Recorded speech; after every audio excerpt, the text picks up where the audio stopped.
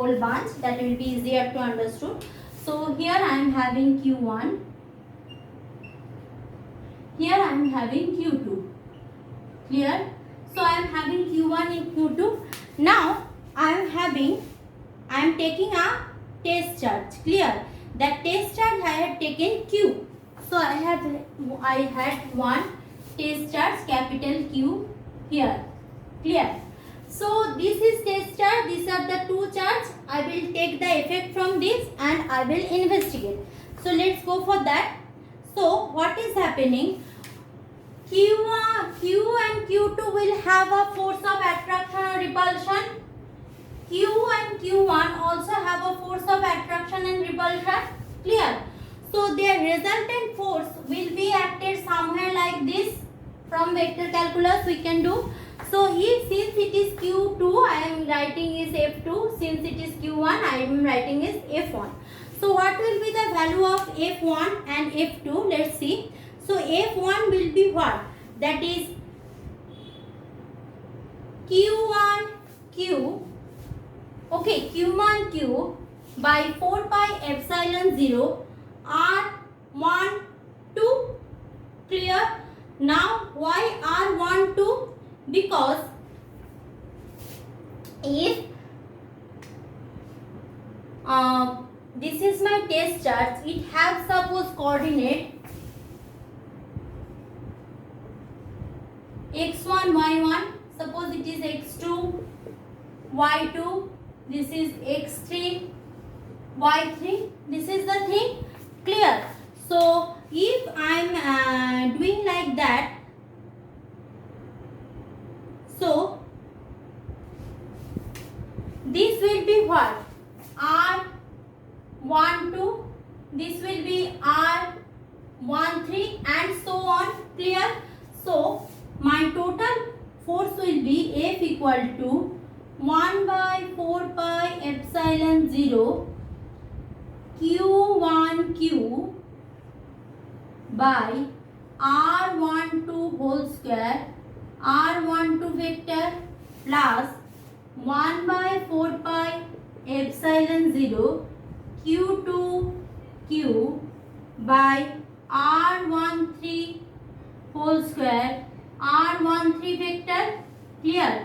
Now if more than any charges are there, so it will be like if instead of Q1 Q2 another Q3 suppose here, so it will be 1 by 4 pi epsilon 0 Q3Q by R14 whole square R14 unit vector and so on. So after that if I am writing it in a summation matter, so this will be the my total charge total force. This is my total resultant force. So by that we will deal with the discrete charge distribution. Means I will take a test charge and on that test charge how the charge are acting on this test charge, and depending on that if I do the vector sum over all the charges I will get that total value of electrostatic force of Coulomb's law. Clear? Now there, as I am saying, that is two kind of charge distribution are there. One is discrete charge, another is continuous charge. Discrete charge means in a metal or non in a metal or in a lamina, charges are situated far apart from on another and they are few in numbers. Clear? But continuous charge is what? Charges are staying very close in a continuous pattern. Means what? Suppose I am having a metal sheet. So this is a metal sheet. Clear? So suppose it is full of positive charge like this. This is full of positive charges. Clear? One after another they are staying. So as you can see, there is a continuous pattern of these charges. So this kind of charge distribution is called continuous charge distribution. So there are basically three types of continuous charge distribution. What are those? There are linear charge distribution, means suppose we are having a line charge distribution, it doesn't have any breadth or any volume. Clear? So length it has. So this is suppose a line charge distribution. Suppose only positive or negative charge one after standing over there. Clear? Now suppose we are having a surface charge. Surface charge means it has length as well as breadth. So this is surface charge. Clear? Now I am having a cube or volume object which have volume. Length, breadth, height, all it have. So it is full of positive charge. So anything can happen. So this is called line charge distribution. This is called surface charge distribution. This is called volume charge distribution. So line charge, surface charge, volume charge. Line charge distribution, surface charge distribution and volume charge distribution. Done. So if I am doing that, how many charge are present over there per unit length in case of line charge distribution? Okay, if this total length has charge q, total charge is q. Clear? Here also total charge is q, here also total charge is q. Mean as a whole this line charge distribution had total charge q and length of the object is suppose L. Clear? So in unit length, how many charges are there? That is called line charge density. Remember, line charge density. So in this case, line charge density will be what? Equal to Q by L. Clear? Same goes for surface. Surface charge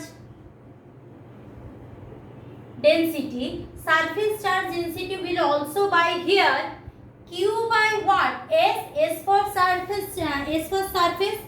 Similarly, volume charge will be, volume charge density will be Q by volume V. Q by V. Clear?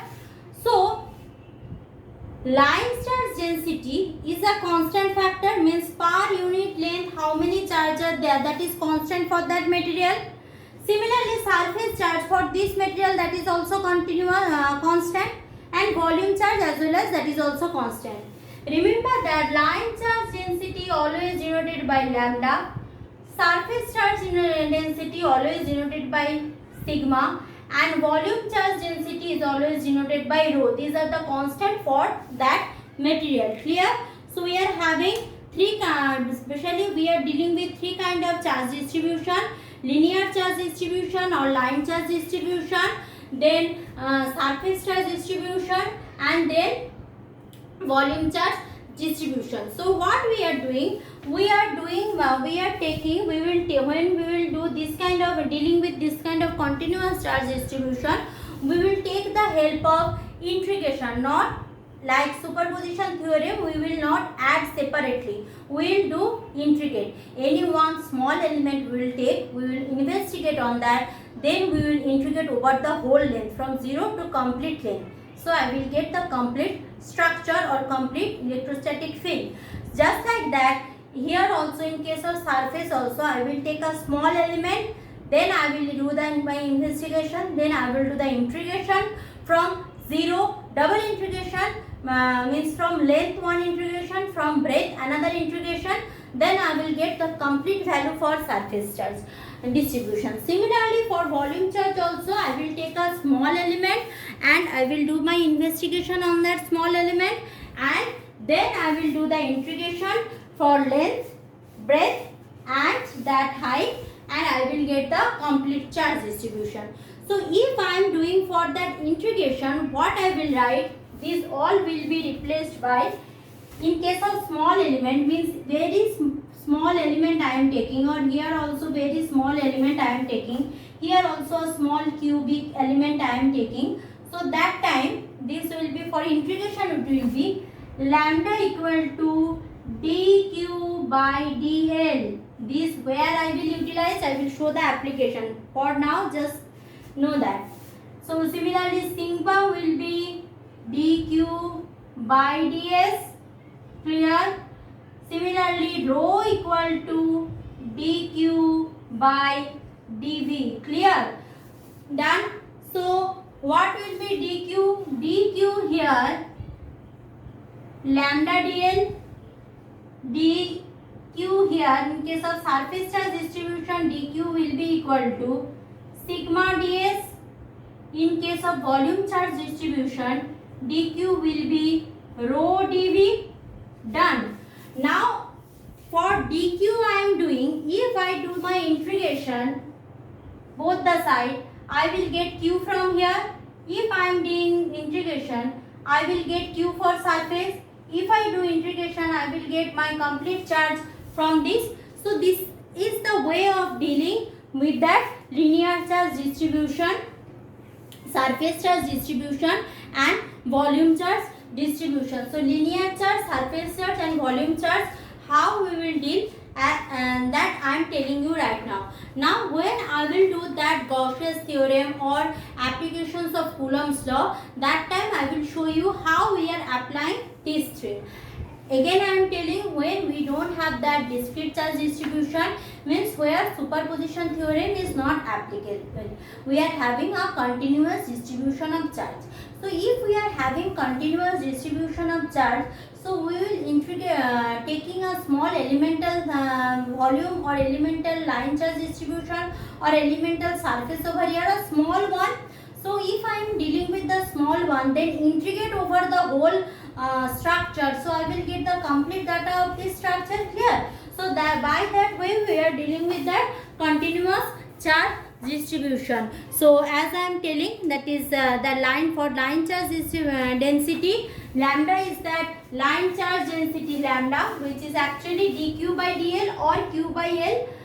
Sigma surface charge density, that is q by s or dq by ds, and rho is volume charge distribution. Now remember that whenever you are do the integration, except that line charge distribution, others case you need to do here. Surface means two-dimensional things, twice the two integration will be there, double integration that is called, and for volume charge you need to do triple integration. Clear?